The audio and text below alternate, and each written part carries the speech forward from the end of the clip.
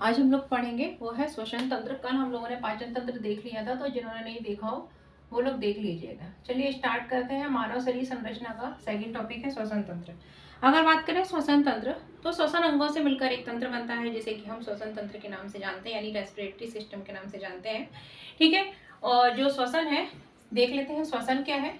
तो श्वसन वह क्रिया है जिसमें हम क्या करते हैं, जो भोजन पदार्थ है, ठीक है, जो हम भोज्य पदार्थ है उसका क्या होता है, विघटन। वही जो पाचन है उसमें क्या होता है, भोज्य पदार्थ का पाचन। तो श्वसन और पाचन में थोड़ा अंतर है। श्वसन क्या है, श्वसन वह क्रिया है जिसमें हमारा जो भोज्य पदार्थ है, ठीक है, भोज्य पदार्थ का क्या होता है, विघटन होता है, और इसके फलस्वरूप क्या होती है, ऊर्जा मुक्त होती है। ठीक है, क्या निकलती है, एनर्जी निकलती है। तो इस प्रक्रिया को हम श्वसन बोलते हैं। और इसका ही एक चरण जो है वो क्या है, जिसको हम ब्रीदिंग के नाम से जानते हैं, यानी कि ऑक्सीजन यानी एयर को अंदर लेना और एयर को छोड़ना। ठीक है, तो ब्रीदिंग जो है वो श्वसन का ही एक स्टेप है। तो सबसे पहले देखते हैं श्वसन क्या है। भोज्य पदार्थों के विघटन के फलस्वरूप ऊर्जा प्राप्त होना, यह प्रक्रिया क्या कहलाती है, श्वसन कहलाती है। यानी कि भोज्य पदार्थों के विघटन की क्रिया ही क्या है, श्वसन है। और इस क्रिया के फलस्वरूप हमको ऊर्जा प्राप्त होती है। क्या प्राप्त होती है, ऊर्जा प्राप्त होती है। ठीक है, श्वसन की क्रिया की बात करें तो श्वसन जो है वो कितने प्रकार का होता है, मुख्यतः दो प्रकार का होता है। श्वसन कितने प्रकार का होता है, दो प्रकार का होता है श्वसन। हम देख लेते हैं श्वसन के प्रकार। तो श्वसन कितने प्रकार का होता है, दो प्रकार का होता है। एक होता है ऑक्सी श्वसन, दूसरा होता है अनॉक्सी श्वसन। क्या होता है, अनऑक्सी श्वसन।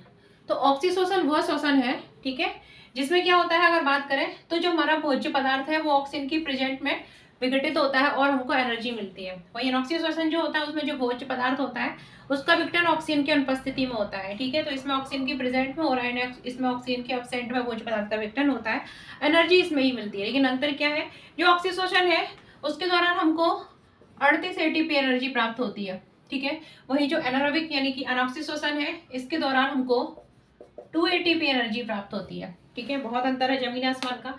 ऑक्सीजन में हमको मोर एनर्जी मिलती है, अनऑक्सीजन में हमको लेस एनर्जी प्राप्त होती है। ठीक है, श्वसन क्या है एक बार फिर देख लेते हैं। भोज्य पदार्थ के विघटन की प्रक्रिया जिसके फलस्वरूप ऊर्जा मुक्त होती है, श्वसन कहलाता है।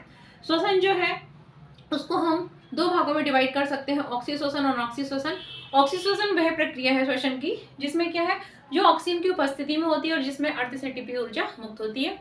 वही अनॉक्सी श्वसन श्वसन की वह क्रिया है जिसमें ऑक्सीजन की अनुपस्थिति में होती है, ये क्रिया 2 एटीपी ऊर्जा मुक्त होती है। ठीक है, अब बात करें अगर ऑक्सी श्वसन, तो ये कहाँ होता है, अनॉक्सी श्वसन कहाँ होता है। तो जो ऑक्सी श्वसन है यह क्रिया जो है हमारे शरीर के साइटोप्लाज्म एंड, ठीक है, माइटोकॉन्ड्रिया दोनों में होता है। कहाँ होता है, साइटोप्लाज्म एंड माइटोकॉन्ड्रिया में संपन्न होती है। और अनॉक्सी श्वसन की क्रिया जो है वो ओनली कहाँ संपन्न होती है, कोशिका के साइटोप्लाज्म में होती है। याद रखना, ऑक्सी श्वसन जो है वो साइटोप्लाज्म और माइटोकॉन्ड्रिया दोनों में संपन्न होता है। जब साइटोप्लाज्म में हो रही होगी तो 2 एटीपी मिलते हैं, उसके बाद माइटोकॉन्ड्रिया में जब होती है तो 36 एटीपी मिलते हैं। ओवरऑल मिला के कितने हो जाते हैं, 38 एटीपी। ठीक है, कब, ऑक्सी श्वसन में। वन ऑक्सी श्वसन जो है यह एनारोबिक रेस्पिरेशन साइटोप्लाज्म में होता है और इसके दौरान ओनली 2 एटीपी मिलते हैं। अब देख लेते हैं कि जब ऑक्सी श्वसन होता है तो बाय प्रोडक्ट क्या बनते हैं। ठीक है, एनर्जी तो देख लिया। तो जब ऑक्सी श्वसन होता है यानी कि एरोबिक रेस्पिरेशन होता है, ठीक है, तो बाय प्रोडक्ट के रूप में हमको क्या मिलता है। तो देखो, जब भोज्य पदार्थ, ठीक है, C6H12O6 ये ऑक्सीजन के प्रेजेंट में इसका क्या हो रहा है, विघटन हो रहा है, टूट रहा है, तो हमको कार्बन डाइऑक्साइड मिलता है, जल मिलता है और 38 एटीपी मॉलिक्यूल मिलते हैं। ठीक है, ऑक्सी श्वसन का जब होता है, ठीक है, ऑक्सीजन के प्रेजेंट में भोज्य पदार्थ का विघटन होता है तो कार्बन डाइऑक्साइड मिलता है, जल मिलता है और 38 एटीपी मिलते हैं। ठीक है, वही जब ऑक्सीजन की अनुपस्थिति में ये क्रिया होती है, यानी कि अनऑक्सी श्वसन हो गया, लो हमने ऑक्सीजन गायब कर दी, तब क्या मिलेगा। ठीक है, ऑक्सीजन को हमने गायब कर दिया और यहाँ पे हो गया अनऑक्सी श्वसन। भोज्य पदार्थ का विघटन जो है ऑक्सीजन की अनुपस्थिति में होता है और उस दौरान हमको क्या मिलता है, हमको मिलता है अल्कोहल। क्या मिलता है, अल्कोहल मिलता है, अम्ल मिलते हैं। ठीक है, लैक्टिक एसिड, अल्कोहल वगैरह मिलता है। ठीक, और क्या मिलता है हमको, 2 एटीपी अणु मिलते हैं, 2 एटीपी एनर्जी प्राप्त होती है। ठीक है, याद रखना। तो श्वसन जो है कहाँ कितने प्रकार का, 2 प्रकार का, एरोबिक एनारोबिक। इसमें ऑक्सीजन के प्रेजेंट में होता है, ऑक्सीडेंट में होता है, 38 एटीपी, 2 एटीपी, माइटोकॉन्ड्रिया साइटोप्लाज्म दोनों में होता है और ये ओनली साइटोप्लाज्म में होता है। ठीक है, बाय प्रोडक्ट देख लिए, कार्बन डाइऑक्साइड, जल, इसमें अल्कोहल वगैरह एसिड मिलता है। ठीक है, इसके बाद हम देख लेते हैं कि जो श्वसन की जो क्रिया है उसमें सहायक अंग कौन कौन से होते हैं, फिर देखेंगे श्वसन के चरण क्या क्या है। ठीक है, जो श्वसन अंगों की बात करें तो हमारा जो श्वसन तंत्र है, ठीक है, वो किससे मिलकर बना है अगर बात करें तो बहुत सारे अंग हमारे श्वसन तंत्र के अंतर्गत है, जिसमें से प्रमुख अंग हमारा जो है श्वसन अंग वो क्या है, हमारे फेफड़े हैं। तो हम बात करें अगर मनुष्य का प्रमुख श्वसन अंग क्या है, तो मनुष्य का प्रमुख श्वसन अंग क्या है, हमारा फेफड़े, लंग्स हैं, जो कितने होते हैं, एक जोड़ी होते हैं। कितने होते हैं, एक जोड़ी, यानी कि संख्या में 2 प्रेजेंट होते हैं लंग्स हमारे। ठीक है, ये देखो इस तरीके से हमारा श्वसन तंत्र होता है। ये हमारा नोस्ट्रिल है, ये मुंह है, मुंह से कोई मतलब नहीं है। अब यहाँ से क्या होता है, 2 छेद होते हैं हमारे, एक इस साइड एक इस साइड, सबके होंगे नाक में। ठीक है, तो इनको बोलते हैं नासा छिद्र, और यहाँ से मार्ग जाता है। ठीक है, चैम्बर होते हैं, नेजल चैम्बर वगैरह। ये जो है किसमें खुल रहा होता है, यहाँ से मुंह से भी एक आ रहा होता है। ठीक है, और ये कॉमन एक, ठीक है, पात में खुलता है, जिसको बोलते हैं हम लोग ग्रसनी। क्या बोलते हैं, ग्रसनी, फेरिंक्स।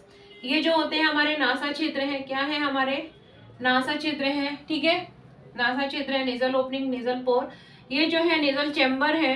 ठीक है, क्या है, नासा गुहा है, नासा गुहा है, नेजल कैविटी है। ये ग्रसनी है, जिसको हम फेरिंक्स बोलते हैं, कॉमन पाथ है। और यहाँ से नीचे की अगर जाए तो 2 पाइप निकल रहे होते हैं, एक होता है फूड पाइप, एक होता है विंड पाइप। तो कल हम फूड पाइप पढ़ चुके हैं, ये पूरा जाएगा, स्टमक वगैरह हमको नहीं पढ़ना है। अब हम आज देखते हैं विंड पाइप। तो यहाँ पर क्या होता है, एक विंड पाइप संरचना होती है। ठीक है, इसको बोलते हैं हम ट्रेकिया। क्या बोलते हैं, ट्रेकिया, विंड पाइप भी बोलते हैं। सी लाइक छल्ले होते हैं इसमें, सी के आकार के हार्ड एंड कार्टिलेज का बना हुआ स्ट्रक्चर छल्ले पाए जाते हैं, रिंग प्रेजेंट होती है, जो कि ट्रेकिया को पिचकने से रोकती है। ठीक है, ट्रेकिया के ऊपर की साइड एक स्ट्रक्चर होता है जिसको हम बोलते हैं लैरिंग्स। क्या बोलते हैं, लैरिंग्स बोलते हैं। लैरिंग्स यानी स्वर यंत्र बोलते हैं। क्या बोलते हैं इसको, स्वर यंत्र। क्या बोलते हैं, स्वर यंत्र बोलते हैं। और इसके ऊपर बात करें, ठीक है, स्वर यंत्र कहते हैं यहाँ पर। और यहीं पर क्या होता है, एक स्ट्रक्चर होता है जिसको ग्लोटिस होता है, और ग्लोटिस के ऊपर एक ढक्कन नुमा संरचना होता है जिसको बोलते हैं एपिग्लोटिस। क्या बोलते हैं, ये एपिग्लोटिस। ठीक है, एपिग्लोटिस। तो एपिग्लोटिस किसको कवर करता है, ग्लोटिस को कवर कर रहा होता है। जब हम खाना खाते हैं, ठीक है, तो ये एपिग्लोटिस जो है इसको ढक लेता है, और हमारा खाना जो है फूड पाइप में जाता है, विंड पाइप में नहीं जाता है। ठीक है, और जब कभी ऐसा नहीं हो पाता है, एपिग्लोटिस ऐसा खड़ा रह जाता है, तो खाना जो है गलती से ट्रेकिया में चले जाता है और हमको ठसका लगता है। ठीक है, हिचकी विचकी आ जाने लगती हैं, ये सब होता है। अगर बात करें एपिग्लोटिस, ठीक है, तो एपिग्लोटिस जो है ये कहाँ अगर बात करें तो इसके, ये जो है ग्लोटिस को कवर करता है। ठीक है, ढक्कन रहता है। ठीक है, अगर बात करें स्वर यंत्र, लैरिंग्स ट्रेकिया के ऊपर की साइड स्थित होता है। ठीक है, यहाँ पर एक स्ट्रक्चर होती है जिसको बोलते हैं एडम्स एप्पल। क्या बोलते हैं, एडम्स एप्पल बोलते हैं। मेल में काफी डेवलप होता है यहाँ। ठीक है, एडम्स एप्पल। ठीक है, हम अपने श्वसन तंत्र को वापस जाते हैं तो ये नॉस्ट्रिल से होती हुई हमारी हवा जो है, एयर जो है वो ट्रेकिया से होती हुई ऐसे ऐसे अंदर आती है। एंड ट्रेकिया जो है आगे चलकर 2 पार्ट में डिवाइड होती है। कितने पार्ट में डिवाइड होती है, 2 पार्ट में डिवाइड होती है। ठीक है, ब्रोंकाई। ठीक है, तो ट्रेकिया जो है वो कितने भागों में डिवाइड होती है, 2 भागों में ट्रेकिया हमारी डिवाइड होती है, और जिनको बोलते हैं ब्रोंकाई। क्या बोलते हैं, ब्रोंकाई। ठीक है, इनको कॉमन हम ब्रोंकाई बोलते हैं, और अलग अलग इनको क्या बोलते हैं, ब्रोंक्यूल्स। क्या बोलते हैं, ब्रोंकस, सॉरी, क्या बोलते हैं, ब्रोंकस बोलते हैं। ठीक है, तो आप ब्रोंकाई याद रखना, ये दोनों हमारी क्या है, ब्रोंकाई है, ब्रोंकाई है। ठीक है, और अलग अलग इनको हम ब्रोंकस बोल देते हैं। ठीक है, ये लेफ्ट साइड का, ये राइट साइड का, इस तरीके से। अगर मैं ऐसे खड़ी होंगी तो मेरा राइट ये है, ठीक है, इधर से तो ये एक लेफ्ट ब्रोंकस, राइट ब्रोंकस, तो दोनों को कॉमन हम ब्रोंकाई बोल देते हैं। यहाँ तक छल्ले प्रेजेंट होते हैं। उसके बाद ये ब्रोंकाई जो होती हैं ये आगे पार्ट में डिवाइड होती हैं, जिनको बोलते हैं ब्रोंक्यूल्स। क्या बोलते हैं, ब्रोंक्यूल्स। ठीक है, तो ये ब्रोंकाई किस में डिवाइड है, ब्रोंक्यूल्स में डिवाइड है। किस में डिवाइड है, ब्रोंकीयोल्स में डिवाइड है। और ये अपने लंग्स में इस तरीके से ये स्ट्रक्चर रहती है, हमारे जो फेफड़े हैं ये।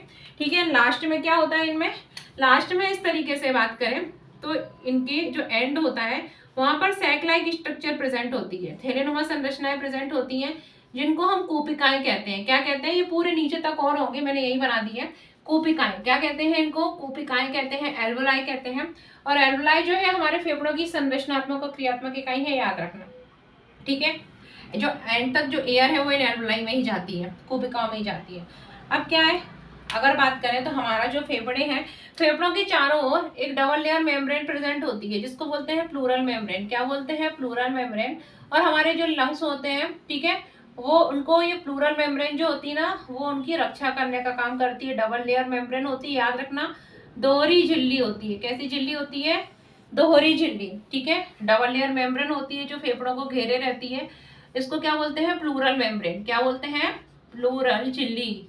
क्या बोलते हैं? प्लूरल झिल्ली बोलते हैं। इनके बीच में एक द्रव भरा होता है जिसे बोलते हैं प्लूरल द्रव। क्या बोलते हैं? प्लूरल द्रव। और वो इसको रक्षा करता है, ठीक है, हमारे लंग्स की रक्षा करता है। ठीक, लंग्स कितने हैं? 2 हैं, लेफ्ट एंड राइट। ओके, तो ये हमारा श्वसन तंत्र का सिस्टम जो है, श्वसन रेस्पिरेटरी सिस्टम, उसका स्ट्रक्चर हो गया। स्टार्टिंग होती है नोस्ट्रिल, नेजल कैविटी, फेरिंग्स, फिर लैरिंग्स, ट्रेकिया। एंड ट्रेकिया जो है वो ब्रोंकाई में बटा होता है। ब्रोंकाई जो है ब्रोंक्योल्स में डिवाइड होती है। ब्रोंक्योल्स के एंड पर कोशिकाएं प्रेजेंट होती हैं, ठीक है। तो ये हमारा श्वसन तंत्र है। इसके बाद हम देख लेते हैं कि प्रमुख श्वसन अंग, हमारा तो फेफड़े हो गया, हमने देख लिया, लेकिन अन्य जीवों के भी कुछ श्वसन अंग होते हैं, तो कभी कभी पूछ लिए जाते हैं। देखिए, तो अगर बात करें हम प्रोटोजोआ, प्रोटोजोआ, पोरीफेरा और सीलियंट्रेटा, सीलेंट्रेटा, इनका जो रेस्पिरेटरी अगर बात करें अंग क्या है, तो इसमें श्वसन जो होता है वो शरीर की सामान्य सतह से होता है, जनरल बॉडी सरफेस से होता है। किससे होता है? जनरल बॉडी सरफेस से होता है। वही बात करें प्लेटी हेलमिंथिस, ठीक है, प्लेटी हेलमिंथिस में भी जनरल बॉडी सरफेस से ही होता है। प्लेटी हेलमिंथिस, प्लेटी हेलमिंथिस जनरल बॉडी सरफेस से होता है। बात करें एनिलिडा की, किसकी? एनिलिडा की। एनिलिडा में हमारा अर्थवर्म आता है, अर्थवर्म यानी कि केचुआ। क्या आता है? केचुआ आता है। और केचुआ जो होता है उसमें क्या होती है? मॉइस्ड स्किन होती है। क्या होती है? मॉइस्ड स्किन, जिसे कि हम क्यूटिकल के नाम से जानते हैं।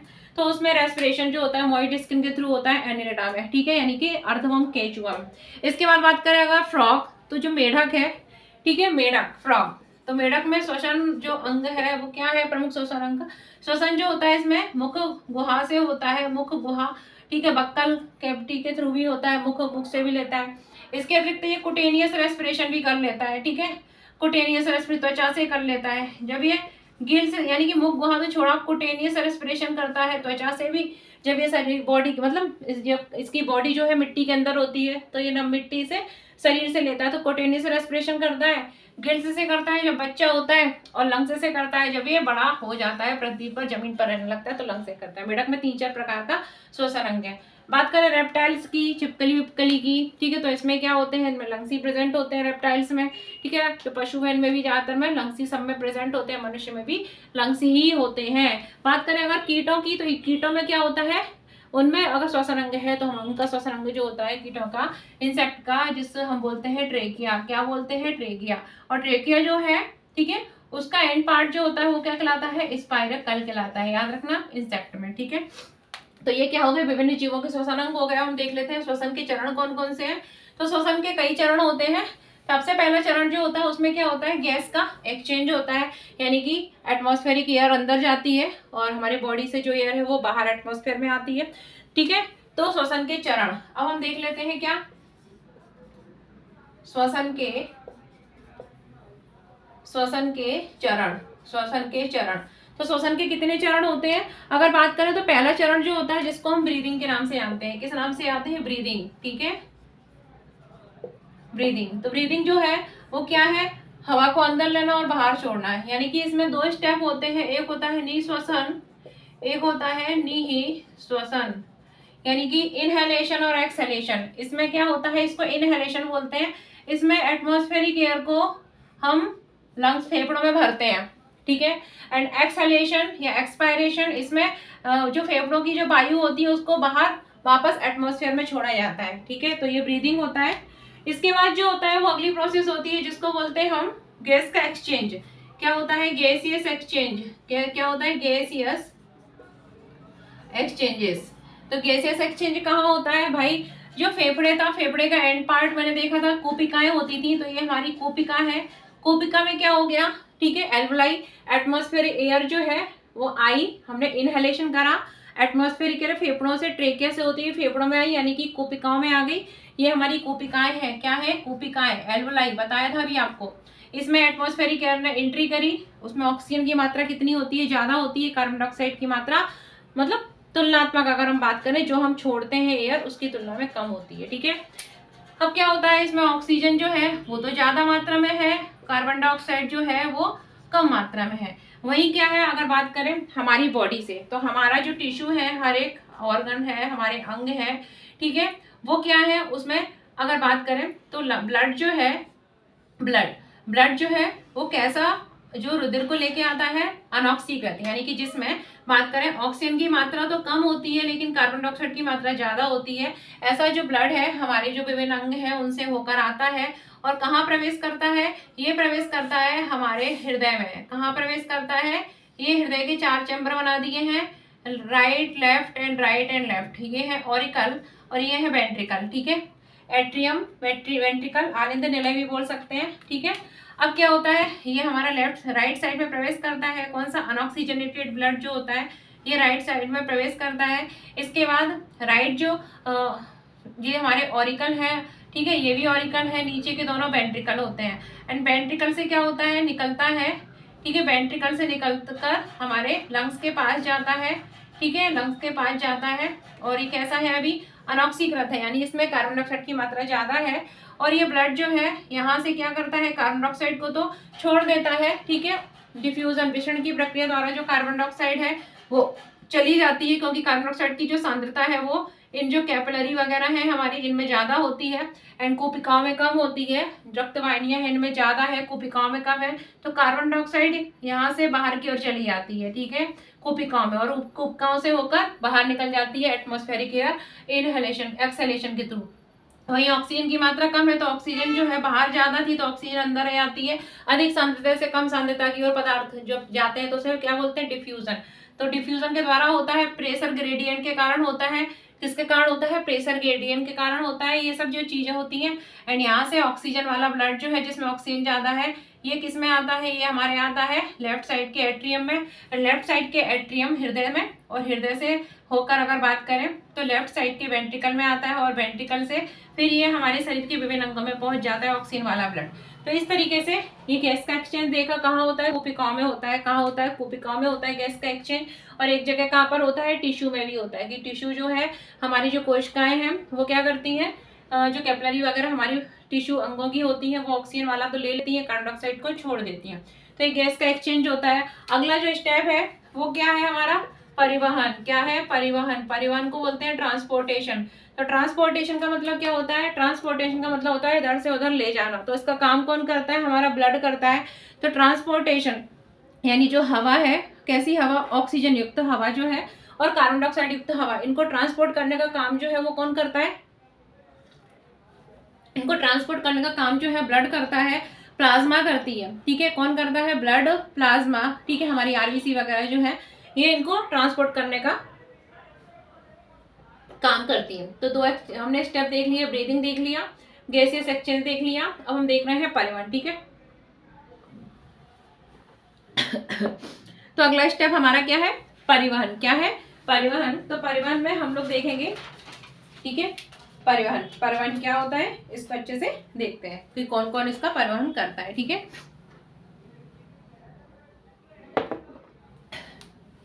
चलो, अब परिवहन जो होता है वो किस किस का हो रहा है, गैसों का ही परिवहन होगा।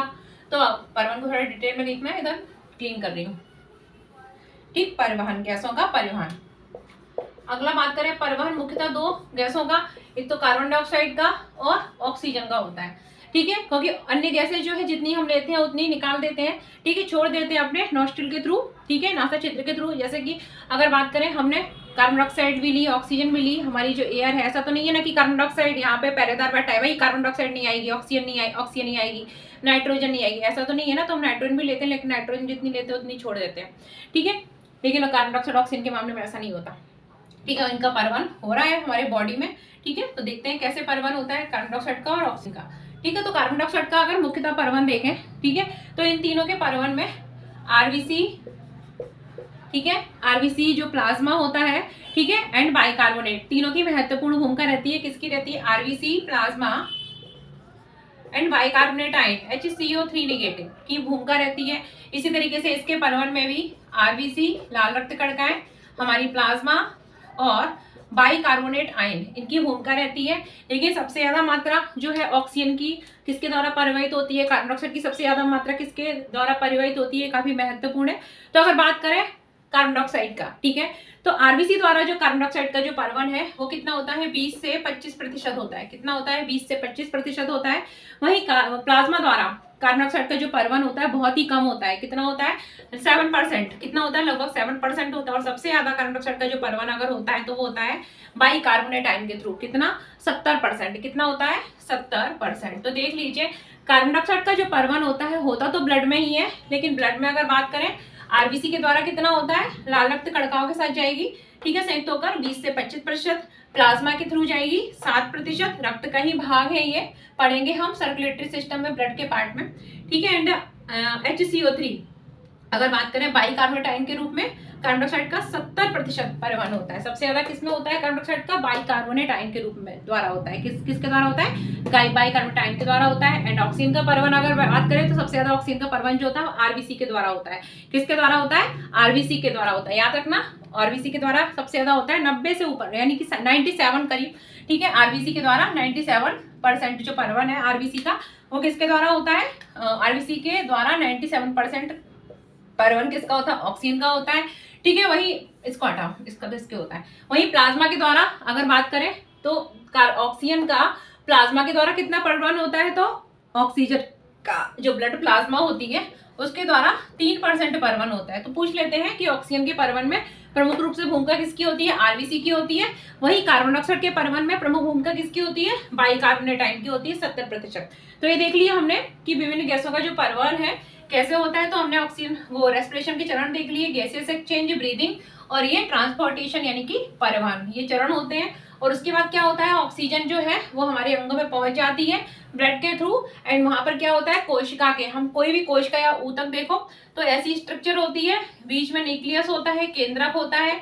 क्या होता है? केंद्रक होता है, ठीक है। एंड अगर मैं एनिमल सेल की बात करूं तो इसके, ये एनिमल सेल ही है क्योंकि इसके बाहर कोशिका भित्ति नहीं है। इसमें क्या होता है? यहाँ पर साइटोप्लाज्म वगैरह होगा, ठीक है। तो सबसे पहले अगर बात करें कोशिका के अंदर पहुंच गई, ठीक है, एयर। अब क्या होता है? कोशिका के अंदर पाया जाता है साइटोप्लाज्म। क्या होता है? साइटोप्लाज्म। अब इस साइटोप्लाज्म में कौन सा श्वसन होगा? अनॉक्सी श्वसन की क्रिया होगी। कौन सी? अनॉक्सी श्वसन की, बताया था मैंने, ठीक है। और अगर बात करें इसके अंदर माइटोकॉन्ड्रिया भी प्रेजेंट होता है। तो माइटोकॉन्ड्रिया जो होता है उसमें कौन सी क्रिया होती है? ऑक्सी श्वसन की क्रिया होती है, ठीक है। लेकिन मैंने एक चीज और बताई थी कि ऑक्सीश्वसन है उसमें 2 स्टेप होते हैं, वो साइटोप्लाज्म में भी होती है, और ठीक है। तो ऑक्सीश्वसन कहाँ होता है? साइटोप्लाज्म में भी होगा और माइटोकॉन्ड्रिया में होगा। वहीं अनॉक्सीश्वसन सिर्फ और सिर्फ साइटोप्लाज्म में होगा। अब देखते हैं कैसे होता है। तो श्वसन की क्रिया के चरण, ठीक है, वो 3 देख लिए। इसके आगे का देख लेते हैं। सबसे पहले क्या होता है कि भोज्य पदार्थ जो है, ठीक है, एक स्टेप है जिसको हम बोलते हैं ग्लाइकोलाइसिस, ठीक है। तो सबसे पहले क्या होता है कि जो ग्लूकोज है, ठीक है, वो टूटता है और टूटकर क्या बनाता है? पाइरुविक एसिड बनाता है। क्या बनाता है? पाइरुविक अम्ल बनाता है। एक ग्लूकोज का, ठीक है, मॉलिक्यूल जब टूटता है तो पाइरुविक एसिड के 2 मॉलिक्यूल्स बनते हैं, ठीक है। और इस क्रिया को क्या बोलते हैं? ग्लाइकोलाइसिस। क्या बोलते हैं? ग्लाइकोलाइसिस। क्या बोलते हैं? ग्लाइकोलाइसिस, ठीक है। तो ग्लाइकोलाइसिस की क्रिया के फलस्वरूप ग्लूकोज का 1 मॉलिक्यूल पाइरुविक एसिड के 2 मॉलिक्यूल्स में बनाता है, और इसे क्या बोलते हैं? ग्लाइकोलाइसिस चक्र बोलते हैं। इसको 3 साइंटिस्ट ने बताया था। ईएमपी पाथवे बोलते हैं इसलिए क्योंकि 3 साइंटिस्ट थे, उनका नाम था एमडेन, मेयरऑफ, पाथवे, ठीक है, पार्सन। तो इसलिए हम इसको क्या बोलते हैं? ईएमपी पाथवे बोलते हैं। एमडेन, मेयरऑफ एंड पार्सन 3 साइंटिस्ट थे, इन्होंने इसके बारे में बताया, इसलिए ग्लाइकोलाइसिस को ईएमपी पाथवे बोलते हैं, ठीक है।